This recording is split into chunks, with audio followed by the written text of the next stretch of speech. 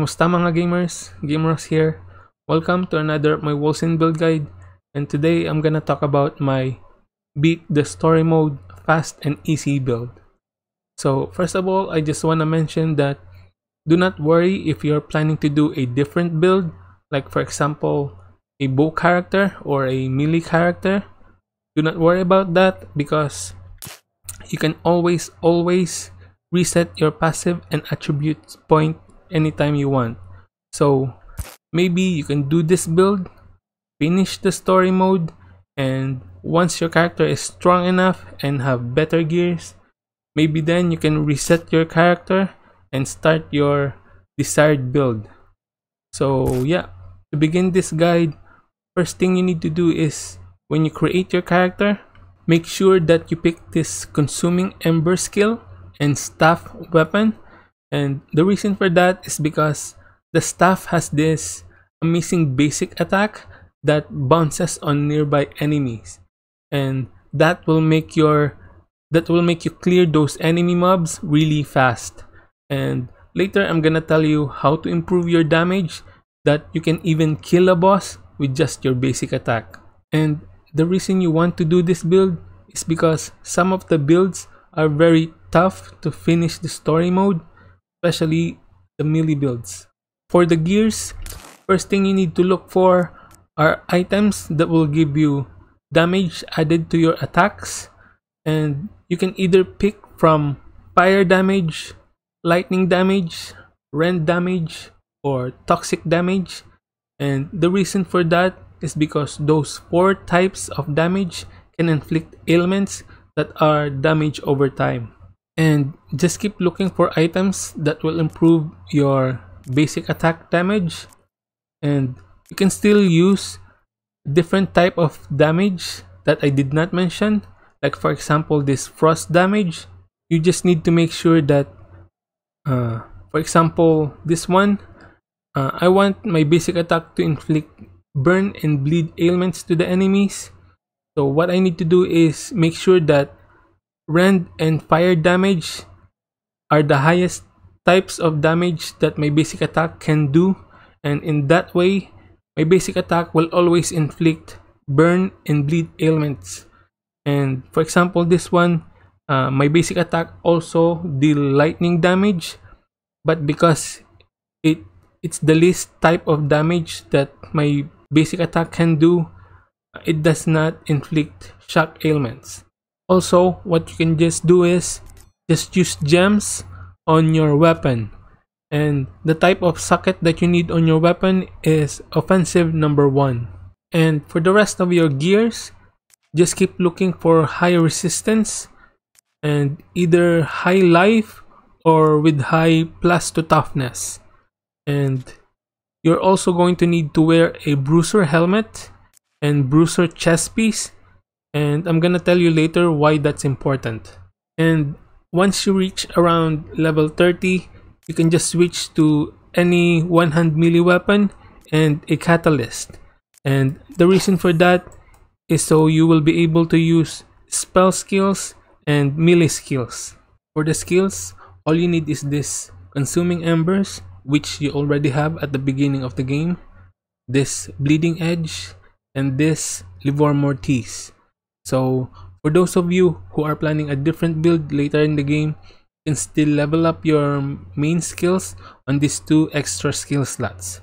And you can actually level up 3 skills because you only need this livor mortis during boss fights. So if you're not in boss fights, you can just put back the skills that you want to level up. So now for the skill modifiers, for these consuming embers, first get this increased cast speed. Next is this reduced willpower cost. This heart piercer, which makes your projectile pierce enemies, which makes you clear those enemy mobs really fast. And lastly, this increased ailment damage. And for the bleeding edge, get this increased ailments chance, this increased area of effect, which is very important. And lastly, this unstoppable momentum, which makes the axe continues to spin after being thrown.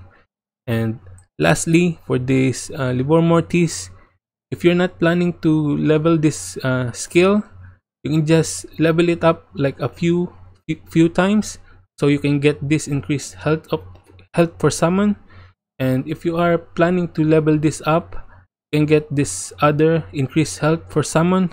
And lastly, this generational grief, which you will take less damage, and then that damage will be transmitted to your summon. For your stats, just put everything on your wisdom, so you will have a higher chance to inflict ailments. And for the skill tree, get this attrition strategist for 60% increase chance to inflict ailments, and then this insidious decay for +2 ailment stack inflicted, and this 3 nodes here, which 100% chance that the ailments that you inflict on the enemies will be multiplied by 2. And after these nodes, get this grievous affliction, so you can apply 2 different types of ailments. And then after this node, get these 2 nodes here, which each will give you +5 to max ailment stacks. And then after these 2 nodes, go straight up here and get this Salvatore Anchor and Elevated Gain, which if you wear a Bruiser helmet and a Bruiser chest piece, they will give you lots of health regeneration. And just make sure that your Bruiser chest piece and helmet have a high health points. That's all I can say about this build. And for the rest of the video, I'm gonna show you pretty much all the boss fights in story mode, and I'm gonna show you how easy it is to beat the story mode with this build. So yeah, thank you for watching. If you like this video, please give it a thumbs up and subscribe to my channel. Magkita na lang tayo sa susunod na video. Scary.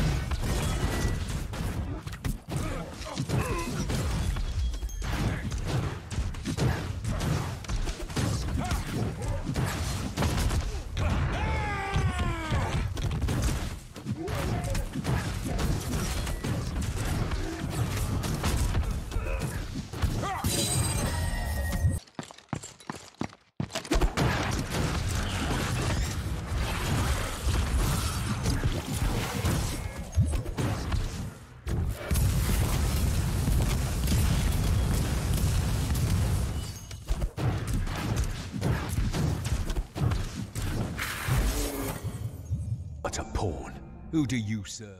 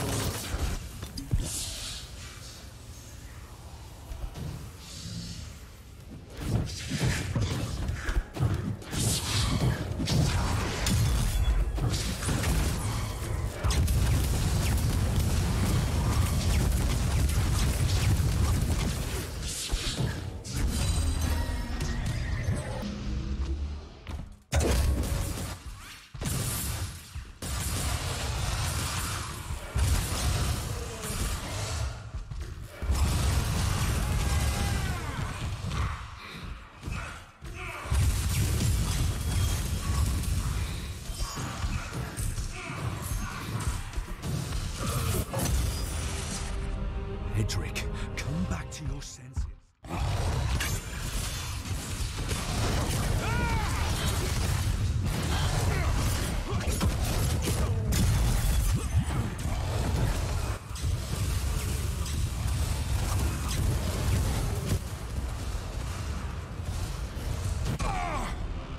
I cared for you, brother, but you played us.